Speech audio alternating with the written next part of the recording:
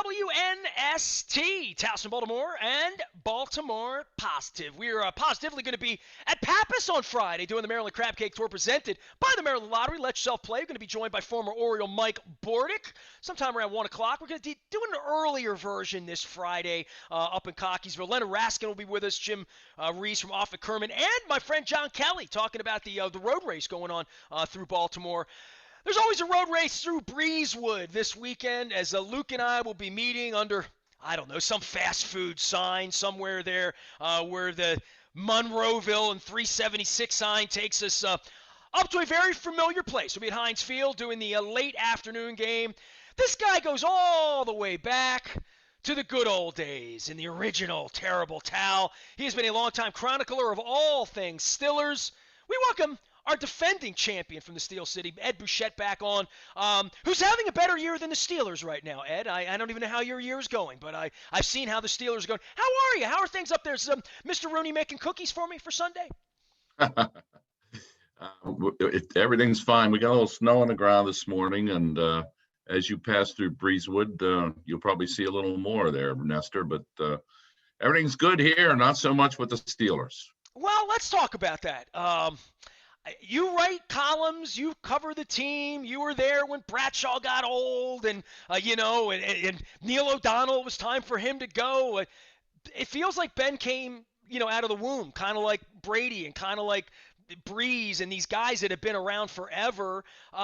We're getting to be the end, and we said that about Brady, but where have you been in the last 5 years of the continuum of is Ben washed up? Should they move on? Can they move on?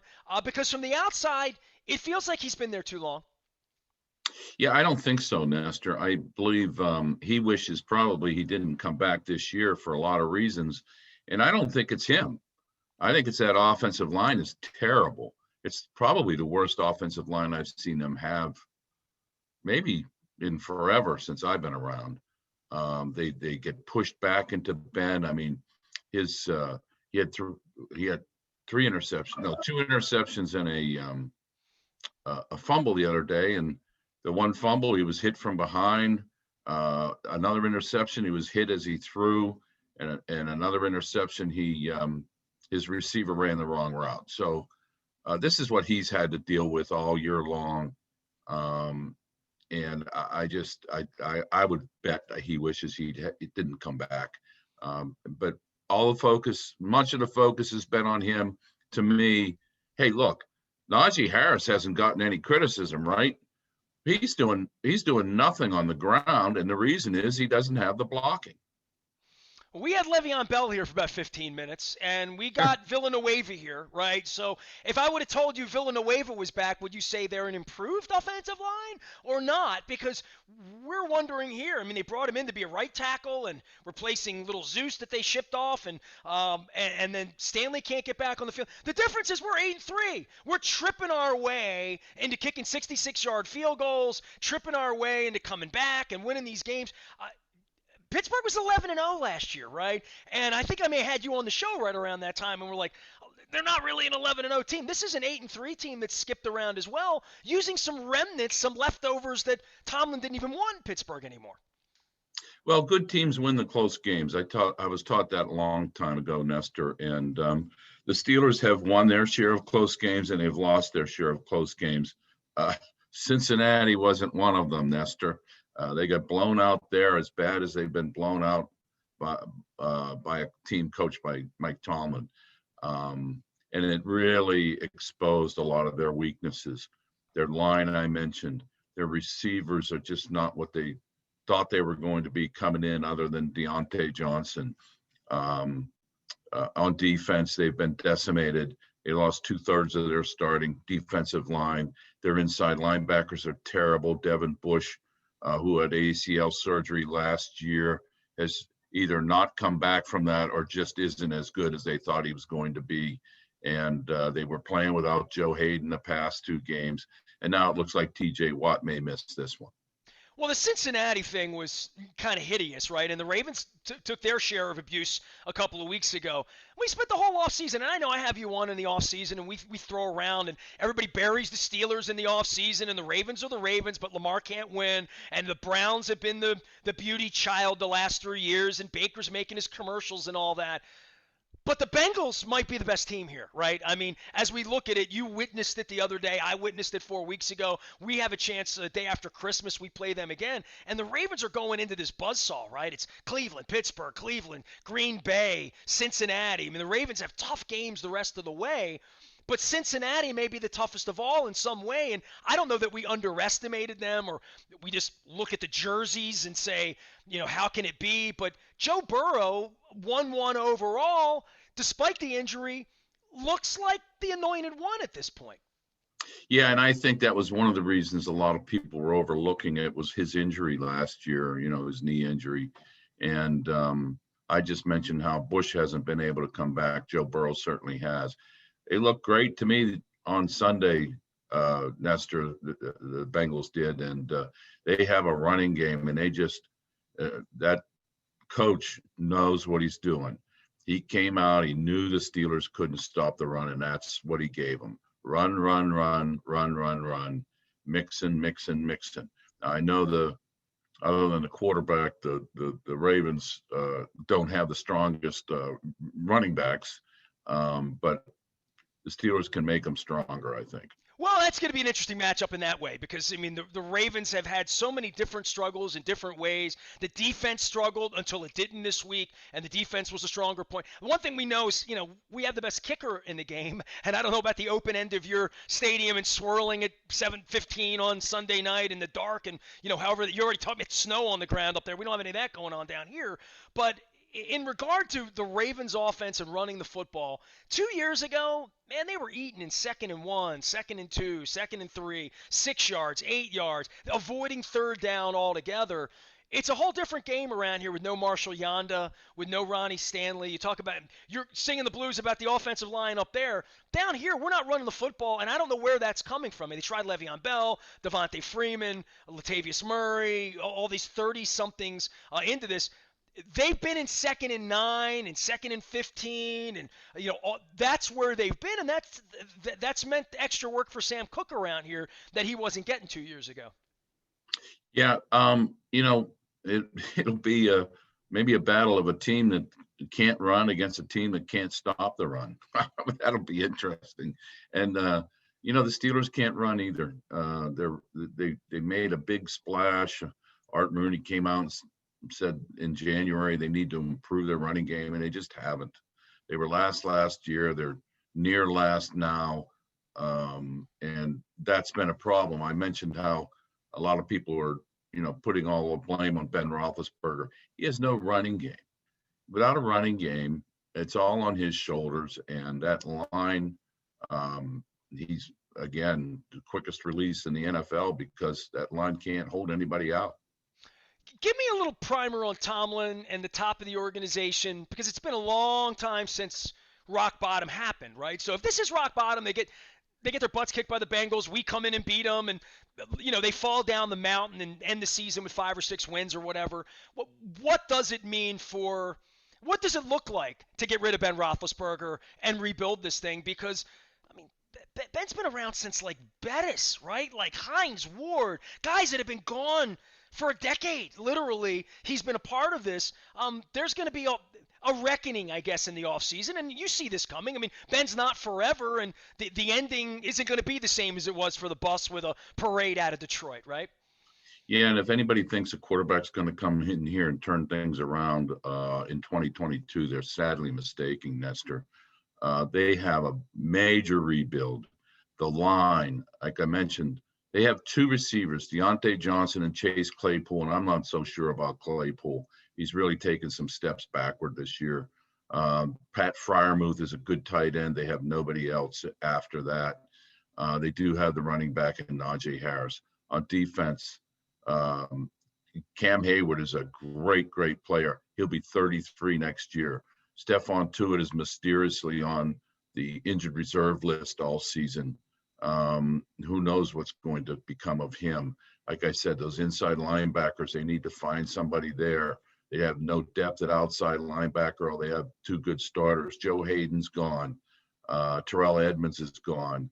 It just is going to be a real long rebuild, and just plugging in a quarterback is not going to change anything. Tomlin going to take heat on this? Oh, he already is, Nestor. You know, people here, for whatever reason, I don't mean all the people, but I think he takes more criticism than maybe he deserves. They keep throwing up that he hasn't won a playoff game in since 2016, I think. I can't even remember what year it was, when they were in the AFC Championship game in New England. And he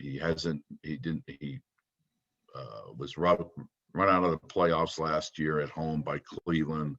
Didn't make them the year before. Looks like they won't make them this year. So he's on a hot seat with the fans. I don't think he is with ownership.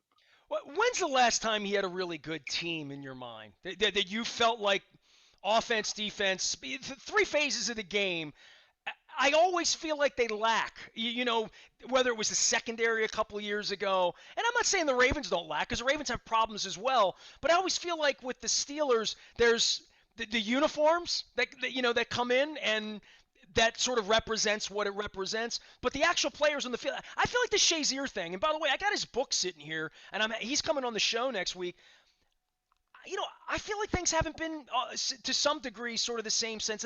That was a real awful thing. And I can't imagine in our organization having a player of that magnitude at that point in his career have that happen. But everybody there stood witness to that. And I'm looking forward to having him on. And I know you spent a lot of time with him before, during, after all of this. But I feel like the organization really got rocked with that. Yes, they've compounded that by using draft capital to move up a few years ago to take Devin Bush with 10th overall, and he hasn't worked out. So they've lost those draft picks. The possibility of maybe adding some linemen instead.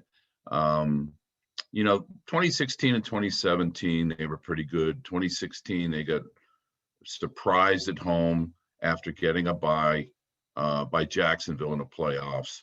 And then 2017 is when Shazier got hurt, but they made it to the AFC Championship game in New England, and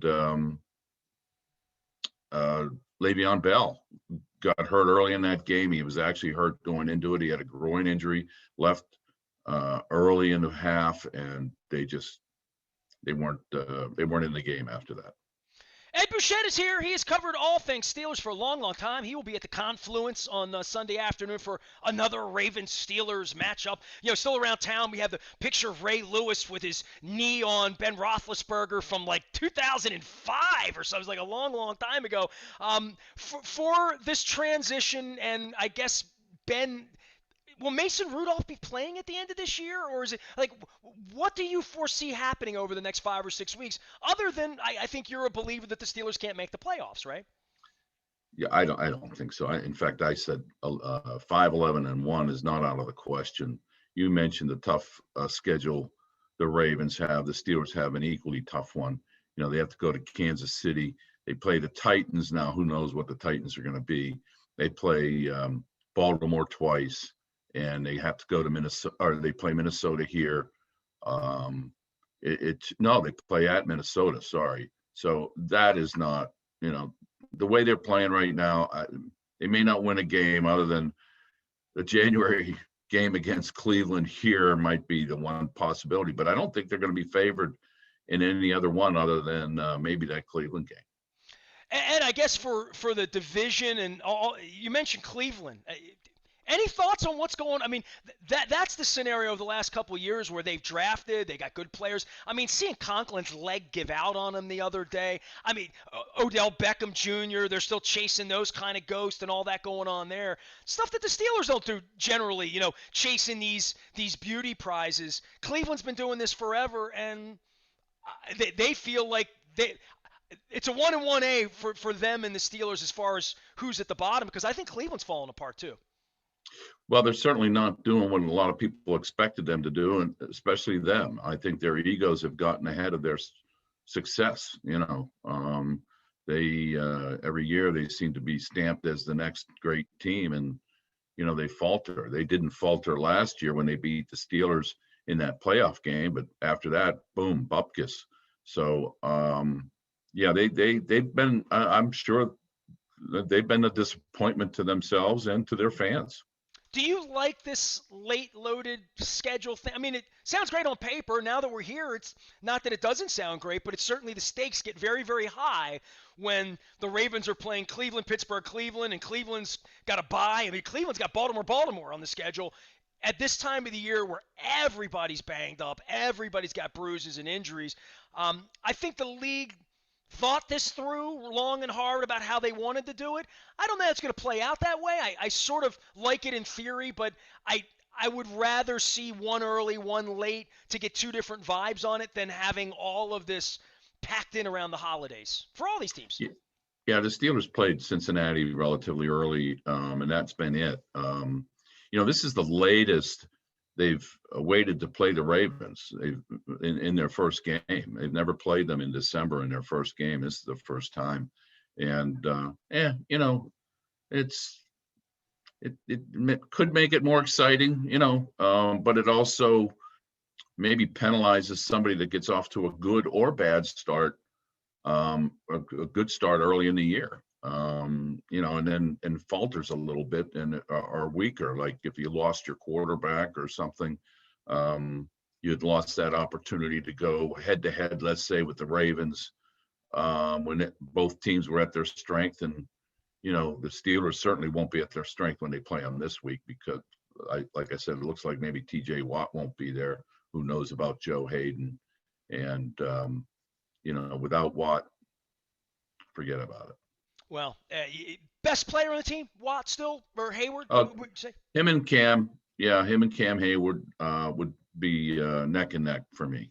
Well, we'll be watching the game Sunday together, eating Mr. Rooney's cookies up at Heinz Field at the Confluence. Ed Bouchette has been our friend and our Pittsburgh companion for many years here as we get together for another matchup. We're licking our wounds at 8-3, so I'm not complaining. But there is this part where you start to watch, and I mentioned the uniforms. I mean, the Patriots just get off the bus looking like the Patriots, and all of a sudden they become a little bit of a pest here back in the AFC as well. So we're scoreboard watching while we're up in Pittsburgh. Ed, take care of yourself, man. I'll be up there to join you at the Confluence. I had Stones tickets 5 weeks ago. My back blew out because I'm getting older. So I was supposed to make 2 trips to Pittsburgh, but I will make this one. Sit in the car 5 hours with my back, but I'm ready for some good football Sunday at 4 o'clock, all right? All right, Nestor. Good to be with you, and I'll see you on Sunday. It's always a pleasure. Ed Bouchette, the dean of all the sports writers up there in Pittsburgh, covering the Steelers from back in the day. Sticking around long enough to see the end of the Ben Roethlisberger administration as well. You can follow him out on Twitter as well as where social media takes you. I am Nestor. We are WNST, AM 1570, Towson, Baltimore. And we never stop talking. Baltimore, positive.